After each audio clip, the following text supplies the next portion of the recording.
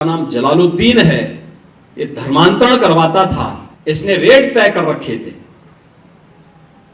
पिछड़ी जाति की बालिका के लिए कितना देगा।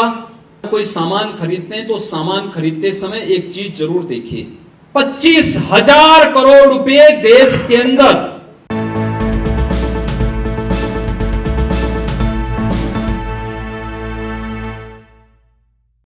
उत्तर प्रदेश की सत्ता ने बड़ा कदम उठाया है।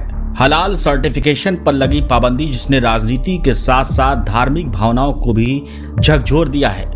हम आपको बताने जा रहे हैं एक ऐसे फैसले के बारे में जिसने पूरे देश में हलचल मचा दी है। मुख्यमंत्री योगी आदित्यनाथ ने हाल ही में हलाल सर्टिफिकेशन पर प्रतिबंध लगाने का ऐलान किया है। लेकिन ये हलाल सर्टिफिकेशन आखिर है क्या और क्यों उत्तर प्रदेश सरकार इससे पूरी तरह से प्रतिबंधित कर दी है।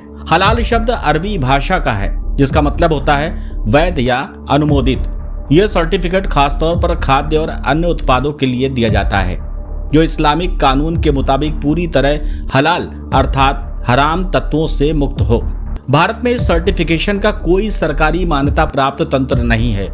कुछ निजी संस्थाएं जैसे हलाल इंडिया प्राइवेट लिमिटेड और जमीयत उलेमा ए हिंद हलाल ट्रस्ट इसे जारी करती है। लेकिन आरोप है कि कई बार बिना उचित जांच पड़ताल के इस सर्टिफिकेट को नकली तरीके से भी जारी किया जाता है। उत्तर प्रदेश सरकार की जांच में सामने आया है कि हर साल इस हलाल सर्टिफिकेशन के नाम पर लगभग 25,000 करोड़ रुपए का आर्थिक लेन देन होता था। ये कोई छोटा मोटा मामला नहीं है बल्कि बड़े पैमाने पर आर्थिक शोषण और गैर कानूनी फंडिंग का खेल था। सीएम योगी ने खुलासा किया कि बलरामपुर में एक छांगुर नाम के व्यक्ति ने विदेशों से फंड लेकर इस पैसे का इस्तेमाल अनैतिक गतिविधियों में किया।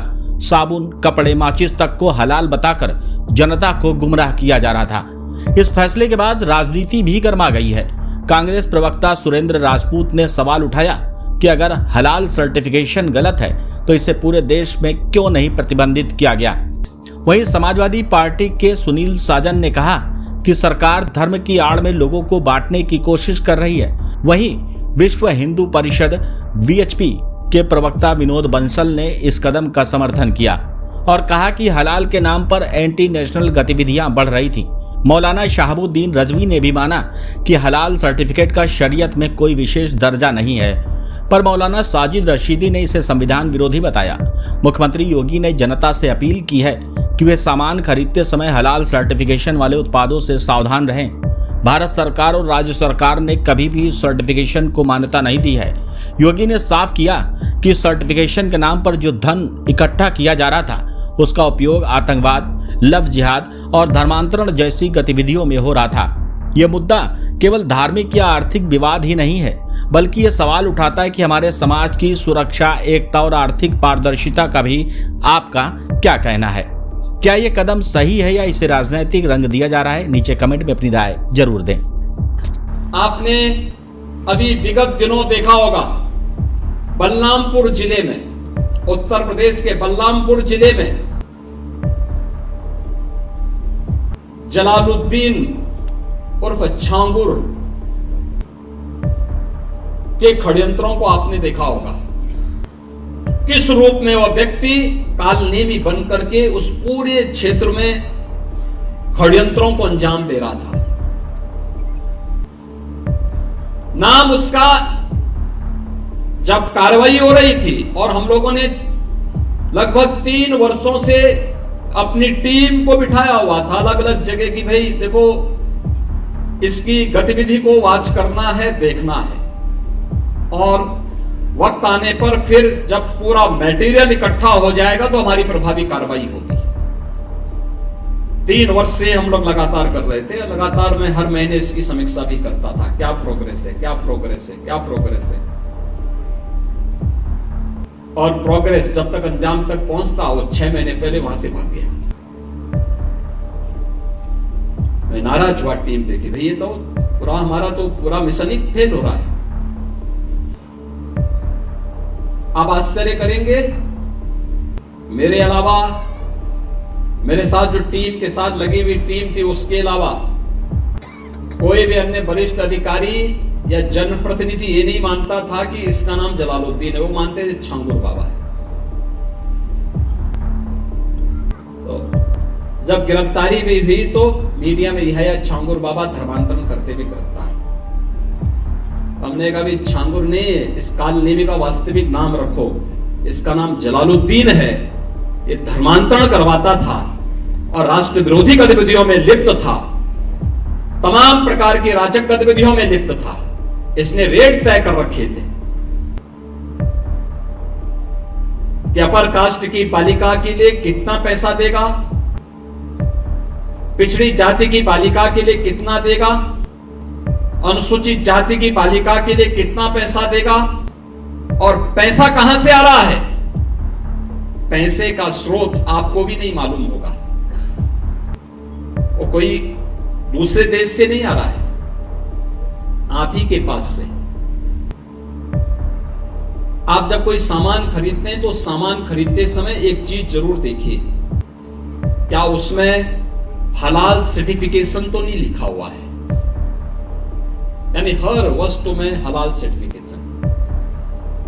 हमने यूपी में बैन किया है, मुझे लगता है कि आज यूपी के उत्तर प्रदेश के अंदर कोई उसको खरीदने का या कोई बेचने का दुस्साहस नहीं करेगा। लेकिन आप आश्चर्य करेंगे, साबुन का भी हलाल, कपड़े का भी हलाल, दिया सिलाई का भी हलाल। मैं भौचक था, एक अधिकारी बोला साहब इसमें, मैंने कहा भी देखो नहीं नहीं नहीं एक षड्यंत्र है भाई।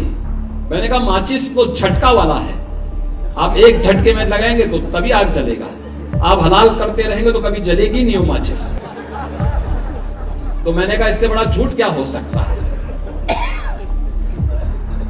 आप सोचो, और हमने जब कार्रवाई प्रारंभ की 25,000 करोड़ रुपए देश के अंदर हलाल सर्टिफिकेशन से होता है, और भारत सरकार की या राज्य सरकार की किसी भी एजेंसी ने उन्हें मान्यता नहीं दी है। ये सारा का सारा पैसा आतंकवाद के लिए, लव जिहाद के लिए और धर्मांतरण में दुरुपयोग होता है, और इसीलिए उत्तर प्रदेश ने इसके खिलाफ बड़ी कार्रवाई प्रारंभ की है कि हलाल सर्टिफिकेशन के नाम पर भारत के उपभोक्ताओं का शोषण करने वालों के खिलाफ सख्त कार्रवाई होनी ही चाहिए। और इस कार्यक्रम को हमें भी सतर्कता पूर्वक देखना चाहिए। कोई सामान खरीदते हैं तो जरूर देखिए कि जीएसटी हमें देना है, लेकिन यह भी देखिए कि हलाल सर्टिफिकेशन के नाम पर एक फूटी कौड़ी भी नहीं देनी चाहिए, क्योंकि जितना पैसा जाएगा ये सभी के सभी पैसा आपके खिलाफ षड्यंत्र में वह जाने वाला है, और यही होता है। और यह बड़ा षड्यंत्र किस स्तर पर हो रहा है। छांगुर एक नमूना के रूप में जलालुद्दीन को हम लोगों ने बलरामपुर में गिरफ्तार करके जेल के अंदर भेजा है। ऐसे जलालुद्दीन, ऐसे छांगुर आपके अगल बगल के भी क्षेत्र में कहीं ना कहीं बैठे होंगे, छुपे होंगे, छद्म भेष में छुपे होंगे, अन्य रूप में बैठे होंगे। उनकी गतिविधियों पर नजर रखना, उनको बहुत सतर्कता पूर्वक देखना।